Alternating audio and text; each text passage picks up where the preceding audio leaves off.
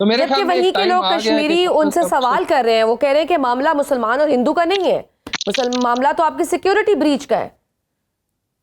ये एग्जैक्टली अभी भी आई थिंक वो लेके गए हैं मीडिया को कि जी पाकिस्तान, उन्होंने कहा पाकिस्तान का क्या करना है, आप जवाब दें। और इस वक्त कश्मीरियों की जो प्रोसिक्यूशन हो रही है, हम्म। चाहे वो भारत में जो काम करते हैं, पढ़ती हैं बच्चियां, बहुत ज्यादा आई थिंक दर्दनाक है। And now Kashmiris are also realising कि आप जो मर्जी कर लें, जितने मर्जी ये इनसे नारे लगवा लें, hmm. They will be treated like Pakistani. उसका मतलब यही हुआ कि भारत शायद खुद भी यही चाहता है। चीमा साहब, अक़वाम मुत्तहिदा के सेक्रेटरी जनरल के नायब तर्जुमान ने भी तो कहा है कि पाकिस्तान और भारत के दरमियान पेचीदा मसाइल का हल तामीरी मुज़ाकरात से मुमकिन है। अमरीका और दीगर ममालिक भी मामलात हल करने का कह रहे हैं। पाकिस्तान ने तो पहलगाम हमले पर तहकीकात की ऑफर भी की है, तो क्या इंडिया से भी कोई पेशरफ्त होगी? आई एम श्योर कि इंडिया को भी इन सब चैलेंजेस की आगाही होगी। नहीं, मैं नहीं समझता कि इंडिया की तरफ से होगी। इंडिया वो उनके देखिए, आपने ऑब्जेक्टिव क्या अचीव करने हैं। जब आप कुछ इस तरह का वाकया होता है तो स्टेट के ऑब्जेक्टिव क्या हैं। जैसे अभी ब्रिगेडियर साहब बता रहे थे कि उन्होंने मुसलमानों को, पाकिस्तानियों को उन्होंने डिमोनाइज ही करना है, ये उनके पॉलिटिकल ऑब्जेक्टिव्स हैं। मुझे ये बताएं, अगर पाकिस्तान से ताल्लुकात खराब करके बीजेपी पावर में रहती है, ये उनका एक रिलीजियस एजेंडा है, ये उनका मजहबी एजेंडा है। वो मुझे बात बताएं, ये तो छोड़ें, फॉरगेट इंडिया एंड पाकिस्तान। इस वक्त हिंदुत्व ऑर्गेनाइजेशन, अभी 6 दिन पहले डेली मेल ने बर्तानिया के अंदर एक रिपोर्ट छापी है कि एक जिसमें हिंदुत्व ऑर्गेनाइजेशन यूके के अंदर फार राइट जो बरतानवी पॉलिटिकल पार्टीज है उनके साथ मिलकर मुसलमानों के खिलाफ एक नैरेटिव बना रहे हैं। सो मोदी साहब ने ये जो नफरत की बुनियाद है या एक्सट्रीमिज्म की बुनियाद है, वो इंडिया में सिर्फ नहीं रखी, वो पूरी दुनिया में लेके जा रहे हैं अपने इस एजेंडे को। और मुझे लगता है कि वो पीछे नहीं हटेंगे, बिकॉज उनको वो समझते हैं कि ये हमारा मौका है, ये हमें मौका मिला है और हमें अपनी जिंदगी में ही ये भारत के अंदर ये इसको एक हिंदू राष्ट्र बनाना है। इंडिया अगर पीछे नहीं हटता तो दूसरी जानिब चाइना ने भी पाकिस्तान के हक में ही बयान दिया और उन्होंने कहा है कि हम पाकिस्तान के साथ खड़े हुए। तो अगर ये तनाज़े मजीद शिद्दत इख्तियार करता है तो आपको क्या लगता है फिर इधर एक तरफ से फिर चाइना और फिर पाकिस्तान, क्या इंडिया इस तरह की कोई हरकत कर सकता है और क्या पोजीशन देखेंगे आप चाइना की? देखें, इंडिया ने क्या हरकत करनी है, उनको पता है कि जवाब मिल जाना है। लेकिन चाइना हो या बाकी हो, इंडिया को वो सब कुछ नहीं मिला जो मिलना चाहिए था। देखिए, इस बात को माने आप, इंडिया को वो सब कुछ नहीं मिला जो इससे मिलना चाहिए था। इंडिया को इस चीज का पता है कि अगर हम कुछ करेंगे तो हमें दुनिया से वो सपोर्ट इस दफा नहीं मिलेगी। 2019 का मैं आपको वाकया बताता हूं, जब पुलवामा का वाकया हुआ था तो उस वक्त secretary of state Mike Pompeo ने कहा था India has a right of hot pursuit. तो वो फॉलो हो के जो इंडिया ने किया है वो ठीक किया है। इस दफा दुनिया में कोई बोल ही नहीं रहा, ना बर्तानिया बोल रहा है, ना अमेरिका बोल रहा है। इंडिया को इस चीज की समझ, इंडिया को इस चीज का पता है कि क्यों सपोर्ट नहीं मिल रही। इंडिया, आप देखें ना, रशिया से वो तेल लेते हैं, चाइना से वो अपने ताल्लुकात बेहतर कर रहे हैं। तो अमेरिकन और वेस्ट ये समझता है कि हम आपको किस चीज की सपोर्ट करें, आप तो हमारे खिलाड़ी नहीं है, आप तो हमारे प्लेयर ही नहीं है, आपने जो करना था वो तो आप कर ही नहीं, आपको तो हम तैयार कर रहे हैं चाइना से लड़ाओ और तुम चाइना से दोस्तियां कर रहे हो। हम कह रहे हैं रशिया से तेल ना लो, तुम रशिया से तेल ले रहे हो।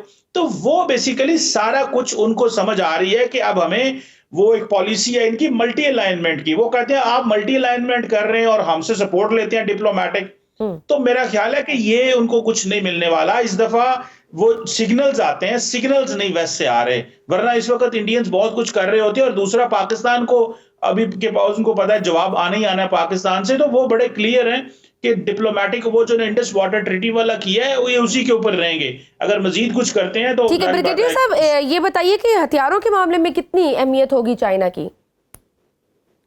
आई थिंक इसमें एक तो चाइना पाकिस्तान का अपना आप देख लें कि डिफेंस की न सिर्फ वो अरेंजमेंट है आर्म्स प्रोडक्शन की जैसे JF-17 है, बल्कि एक अंडरस्टैंडिंग है। पाकिस्तान एयरफोर्स और चाइना ने काफी ज्यादा एक्सरसाइजेस की हैं जॉइंट, और ये ट्रायंगल बड़ी खतरनाक है। इंडिया समझता है जो सियाचिन की बनती है वहां पे चाइनीज एयर बेसिस पाकिस्तान का कद्दू से आप जॉइंटली लड़ सकते हैं। बाकी जो आई थिंक जो पाइपलाइन में चीजें होती हैं, चाहे वो शिप्स हैं, चाहे एयरक्राफ्ट हैं, चाहे ड्रोन है, फिर सैटेलाइट टेक्नोलॉजी है, इसमें आई थिंक काफी मदद मिल सकती है।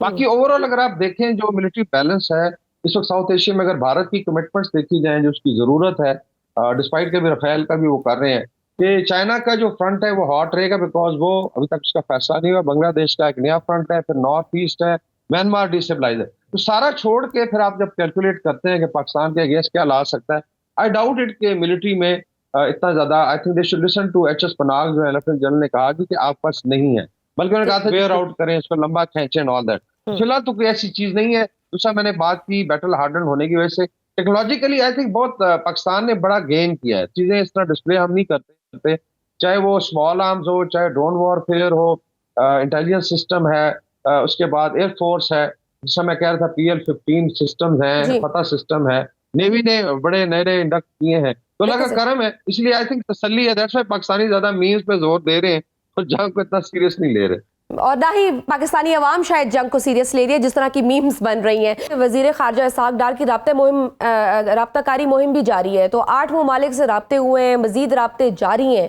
तो इस सारी सूरत हाल में पाकिस्तान की सफारतकारी को आप कैसे देख रहे हैं? क्या इफेक्टिव है, सही जा रही है? पाकिस्तान का काम है कि अपना मौकफ देते रहना, सो पाकिस्तान देता रहेगा मौकफ।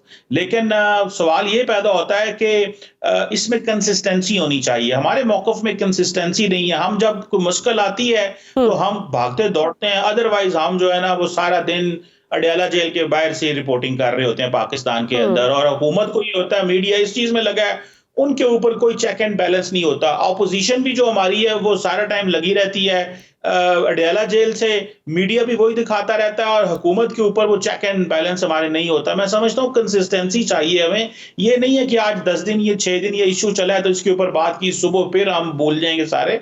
सो कंसिस्टेंसी देखिए, पाकिस्तान के अंदर दहशतगर्दी के इतने वाकयात होते हैं, क्या हम उस कंसिस्टेंसी से अपने मौकफ को दुनिया के सामने लेके जाते हैं जो हमें लेके जाना चाहिए? बिल्कुल नहीं लेके जाते।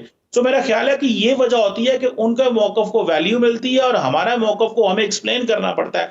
हालांकि दुनिया हमें रिपोर्ट कर रही है। देखिए, दहशतगर्दी भारत में तो नहीं हो रही, दहशतगर्दी तो पाकिस्तान में हो रही है। इवन वाकयात तो यहाँ पे होते हैं, लेकिन उनके बयानिए को क्यों अहमियत मिलती है? और हमारे यहाँ दहशतगर्दी भी हो रही है, हमारी लॉ एनफोर्समेंट की जानें भी जा रही हैं, हमारे लोग भी शहीद हो रहे हैं, हमारा अरबों डॉलर का नुकसान भी हो रहा है, और नैरेटिव हमारे फिर भी हमारे ऊपर क्वेश्चन मार्क हैं। मेरा ख्याल है इस पे हमें काम करना चाहिए। ये वन टाइम डिप्लोमेसी नहीं हमें चाहिए सिर्फ।